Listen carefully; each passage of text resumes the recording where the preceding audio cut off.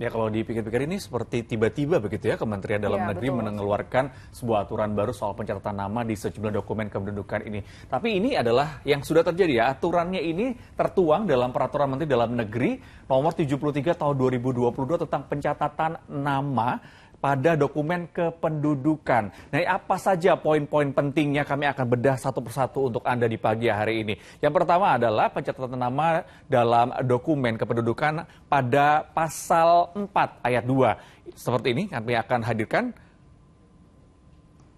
Pasal 2 ini yang dijelaskan pertama harus mudah dibaca, tidak bermakna negatif dan tidak multitafsir. Ini sesungguhnya tentunya diharapkan tidak menimbulkan banyak tafsiran ya. Kemudian yang kedua, jumlah huruf ini paling banyak juga diatur 60 huruf termasuk spasi. 60 huruf ya, bukan 60 karakter. Karena juga tidak boleh ada angka atau tanda baca. Yang lainnya adalah jumlah kata pada nama itu minimal harus 2 kata. Jadi untuk yang selama ini mencantumkan namanya di KTP hanya 1 kata saja, sepertinya harus segera diganti untuk menjadi 2 kata. Berikutnya, kemudian soal penulisan nama di EKTP hingga akta kelahiran yang diatur di pasal 5. Ini dia ada beberapa poin yang harus kita perhatikan. Pertama tentunya harus menggunakan huruf Latin sesuai dengan kaidah bahasa Indonesia. Ini sepertinya tidak terlalu bermasalah ya, karena sebagian besar tentu sudah memenuhi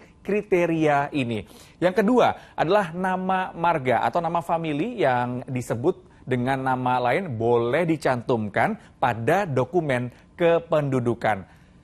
Berikutnya, yang ketiga, gelar pendidikan atau gelar adat atau juga gelar keagamaan. Ini juga bisa dicantumkan pada kartu keluarga dan juga KTP elektronik yang penulisannya bisa disingkat. Nah, selain yang sudah saya sebutkan tadi, ada beberapa larangan ternyata dalam ketentuan ini. Kita lihat bersama apa saja larangan yang dicantumkan pada dokumen kependudukan. Yang pertama adalah nama tidak boleh disingkat kecuali tidak diartikan lain. Jadi misalnya nih seperti nama saya Jati Dharma, tidak boleh nanti ditulis dengan Jati D saja begitu, tidak boleh. Jadi harus lengkap Jati Dharma. Nah, yang kedua tidak boleh juga menggunakan angka ataupun tanda baca.